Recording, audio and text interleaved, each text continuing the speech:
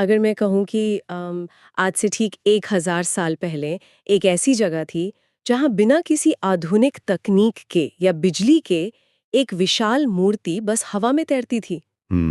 और सबसे बड़ी बात यह है कि ये कोई मिथक नहीं है। बिल्कुल। और ये बात किसी स्थानीय भक्त ने बढ़ा चढ़ाकर नहीं बताई, बल्कि उस जगह को तबाह करने आए एक विदेशी हमलावर के अपने इतिहासकार ने अपने आधिकारिक दस्तावेजों में लिखी थी।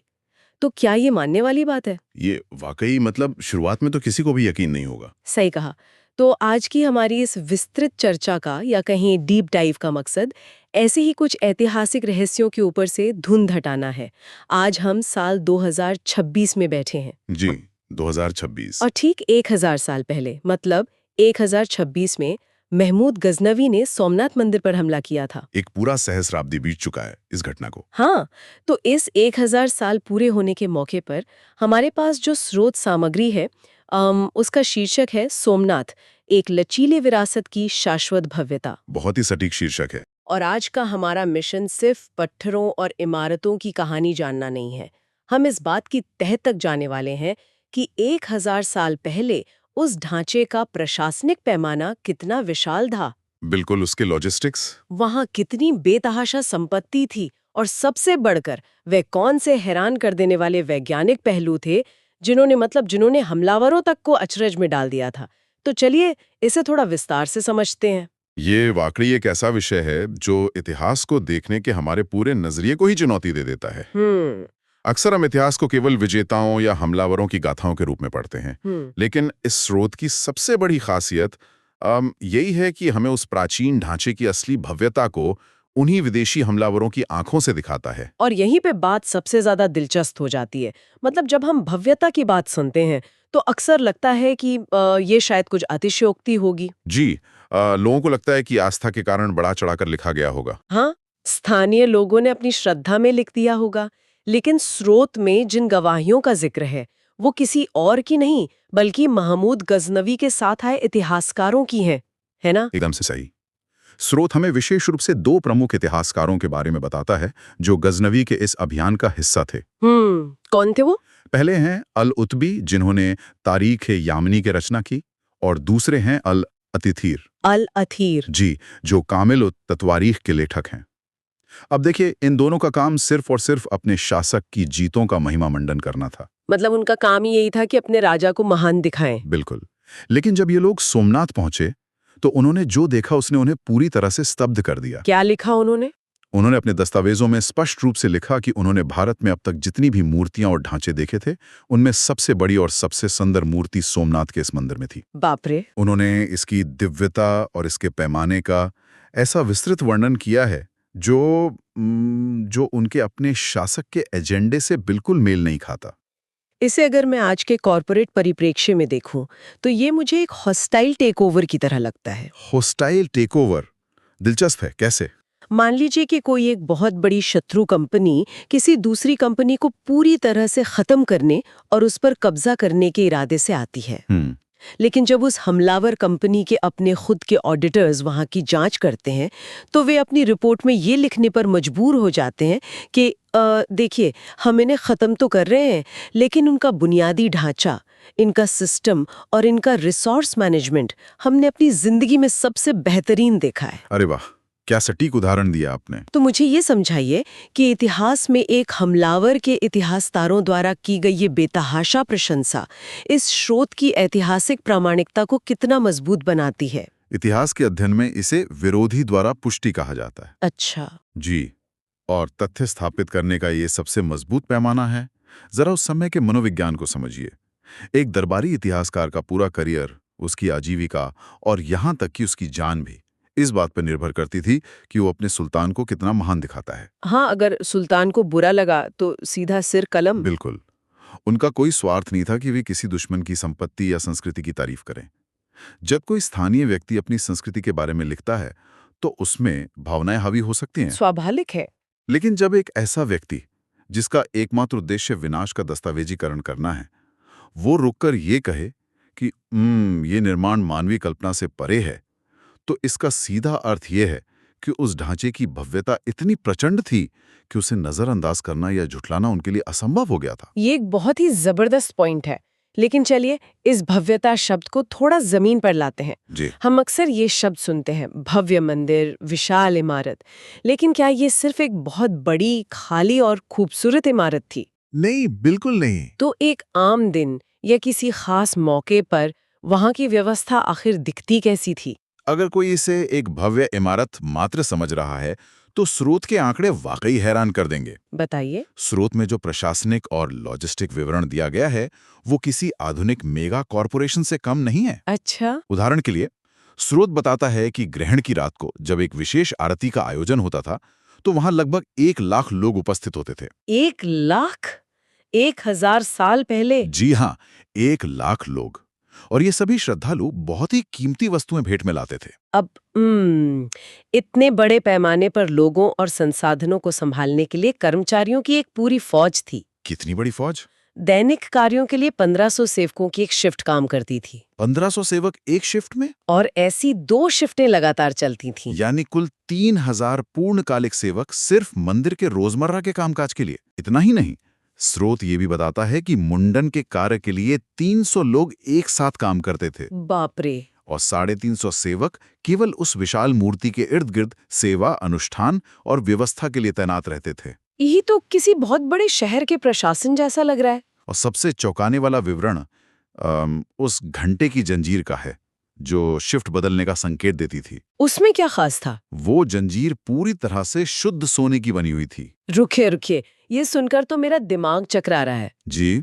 आज 2026 में अगर हमें किसी एक जगह पे 1 लाख लोगों की भीड़ का प्रबंधन करना हो तो हमें हफ्तों पहले से तैयारी करनी पड़ती है। बिल्कुल, पूरी मशीनरी लग जाती है। हमें स्मार्टफोन चाहिए, public address system, walkie talkie, crowd control barricades और न जाने कितने पुलिस बल की जरूरत पड़ती है। हाँ, और फिर भी व्यवस्था बिगड़ जाती है कई बार। और 1000 साल पहले एक विशिष्ट खगोलीय घटना यानी ग्रहण के समय 1 लाख लोगों को एक जगह इकट्ठा करना, उन्हें नियंत्रित करना। जी। और बिना किसी एक्सेल शीट के, HR सॉफ्टवेयर या आधुनिक संचार साधनों के बिना 3000 कर्मचारियों का रोस्टर चलाना, ये प्रशासनिक व्यवस्था का कौन सा स्तर है? यही वो जगह है जहां हमें अपनी सोच का दायरा बढ़ाना पड़ता है।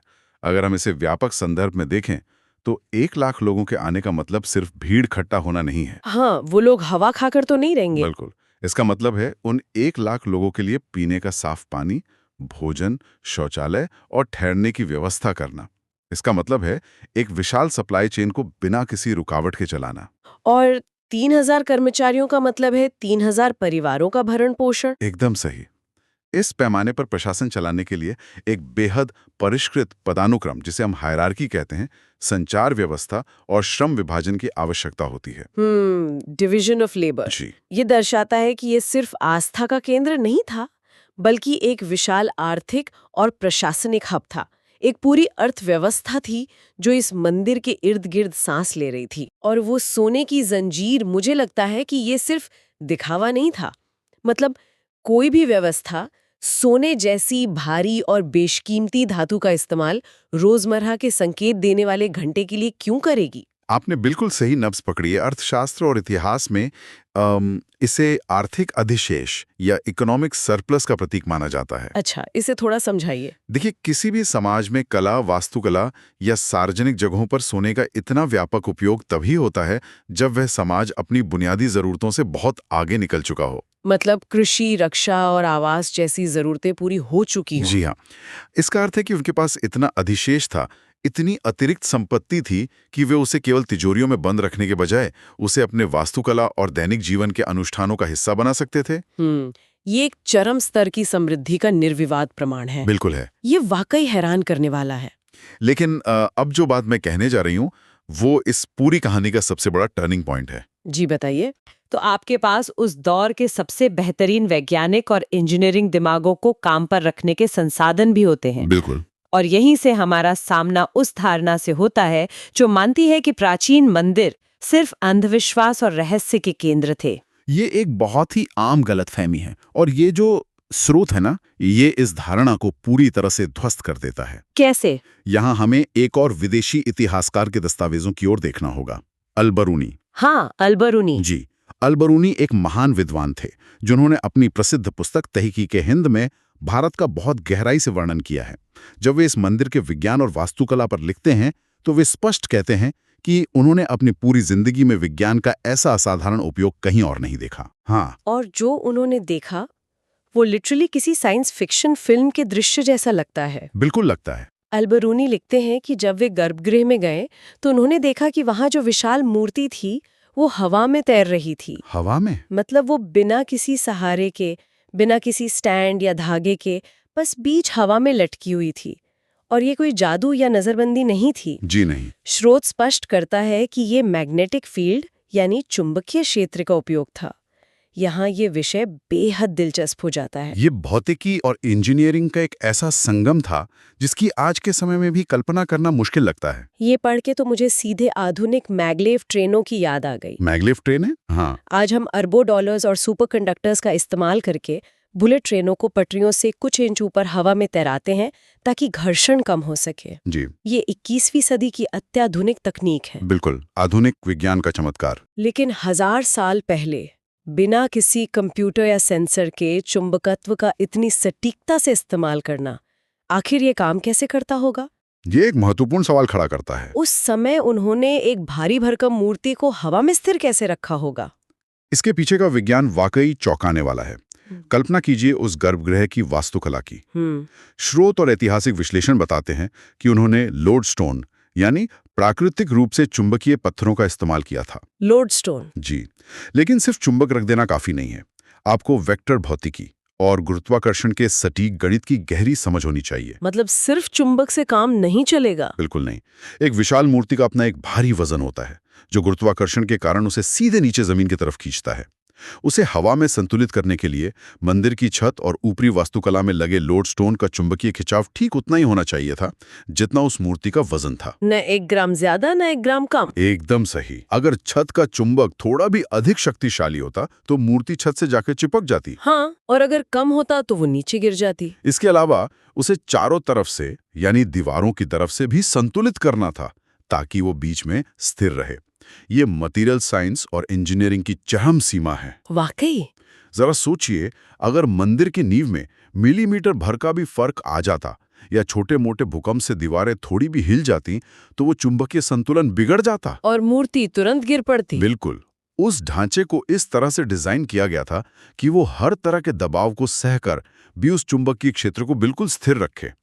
स्रोत स्पष्ट रूप से कहता है कि ये मंदिर किसी अंधविश्वास का नहीं बल्कि विज्ञान का घर था। ये सुनकर एक अजीब सी सिहरन होती है। ये इस बात का सबूत है कि प्राचीन काल में भौतिक विज्ञान का ज्ञान कितना उन्नत था। जी। लेकिन एक गहरी विडंबना भी है। जब ज्ञान की ये श्रृंखला टूट जाती है, जब तकनीक को बनाने वाले और समझने वाले नहीं रहते, तो बाद की पीढ़ियों के लिए वो विशुद्ध विज्ञान महज एक चमत्कार या जादू बनकर रह जाता है। ये बहुत ही सटीक बात कही आपने। लोग सोचते हैं कि ये देवताओं का चमत्कार है, जबकि असल में ये उनके पूर्वजों के उन्नत विज्ञान का कमाल था। ये एक बहुत ही महत्वपूर्ण बात है।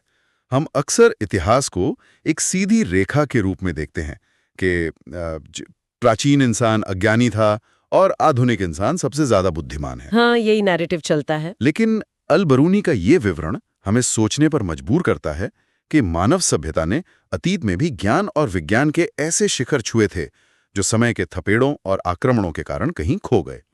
और जब कोई विरासत इतने उन्नत विज्ञान, इतनी विशाल अर्थव्यवस्था और इतनी भव्यता को अपने भीतर समेटे हो तो उस विरासत का जीवित रहना केवल पत्थरों के बचने तक सीमित नहीं रह जाता। बिल्कुल, वो भौतिक संरचनाओं से आगे बढ़कर स्मृतियों के संरक्षण की लड़ाई बन जाती है। जी। क्योंकि भौतिक ढांचे तो कितनी बार भी गिराए जा सकते हैं, लेकिन जो चीज एक सभ्यता को दोबारा खड़ा करती है वो है उसकी सामूहिक स्मृति। और यहीं से हम इस स्रोत के अंतिम और शायद सबसे वैचारिक हिस्से की ओर बढ़ते हैं। जी हाँ, स्रोत के अंत में इसके लेखक मंगेश बनीबाई काशीराम रेपाड़ एक बहुत ही गहरा संदेश देते हैं। तो इस सब का अर्थ क्या है? उनका यह संदेश इस पूरी चर्चा का सार है।